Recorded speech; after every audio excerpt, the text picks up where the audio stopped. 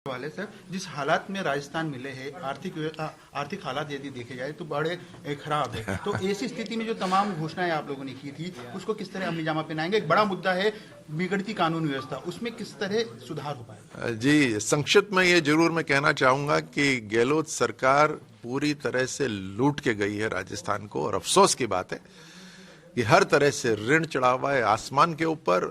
ऋण की और जो हम ले सकते हैं उसको हम ओवरड्रॉल कर चुके हैं, लेकिन कोई बात नहीं, मोदी है तो मुमकिन है, और इसी को डबल इंजन सरकार कहते हैं। और ये जरूरत भी है, अगर अभी राजस्थान में भाजपा नहीं आई होती तो पता नहीं क्या हाल होता। लेकिन कानून व्यवस्था को, उसके ऊपर मुख्यमंत्री साहब ने आदेश दे दिए हैं। पेपर लीक के ऊपर टीम गठित कर दी है कि पेपर लीक नहीं होगा, किसी भी हालत में जिम्मेदार ठहराए जाएंगे अधिकारी। जो गैंगस्टर्स हैं, अपराधी हैं, उनके लिए एक टीम गठित हो गई है। हमने पहले ही कह दिया था 3 दिसंबर आखिरी दिन है उनका, अब कार्रवाई होगी, और दिन प्रतिदिन मैं कह सकता हूं कि कार्रवाई कड़ी होती जाएगी।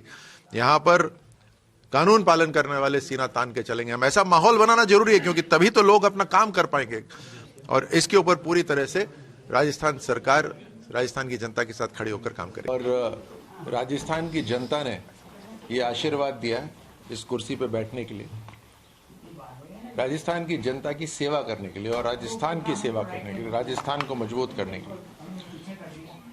हमारे देश की सरकार प्रधानमंत्री मोदी जी के नेतृत्व में, उनके दिशा निर्देश में, उनके आशीर्वाद से हमारी संपूर्ण लीडरशिप, नड्डा जी, अमित शाह जी, राजनाथ जी और हमारे मुख्यमंत्री भजनलाल जी, उन सब के नेतृत्व में राजस्थान के लिए अगले 5 साल में खूब दम खम पूरी जान से राजस्थान का उत्थान करना है। हमें एक एक राजस्थान के गांव के निवासी के घर तक हमें सुविधाएं पहुंचानी है और उनको मजबूत करना है। डिपार्टमेंट कोई सा भी हो, लेकिन पूरी जिम्मेदारी के साथ सरकार हमारे को चलानी है, जिसमें मुख्यमंत्री का पूरी तरह सहयोग करना है। अधिकारियों को साथ में लेकर, राजस्थान की जनता को साथ में लेकर, सभी कर्मचारियों को साथ में लेकर, हम सभी की जिम्मेदारी है, अधिकारियों की, कर्मचारियों की, हमारी, हम सभी की जिम्मेदारी है कि राजस्थान की जनता की पूरी तरह से सेवा करें। एक एक पाई जनता के हित में लगनी है, उसमें कोई संदेह है ही नहीं। भ्रष्टाचार पे बिल्कुल नो टॉलरेंस, जीरो टॉलरेंस। तुष्टिकरण पे जीरो टॉलरेंस। संविधान भी यही कहता है कि जो भी जिम्मेदारी हो उसको पूरी तरह से निभाएं।